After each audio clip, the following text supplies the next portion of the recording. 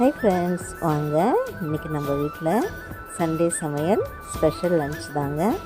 வாங்க என்னன்னு சொல்லி பார்க்கலாம். வாங்க வீடியோக்குள்ளே போகலாம். இன்றைக்கி நம்ம வீட்டில் என்ன ஸ்பெஷல் பார்க்கலாமா?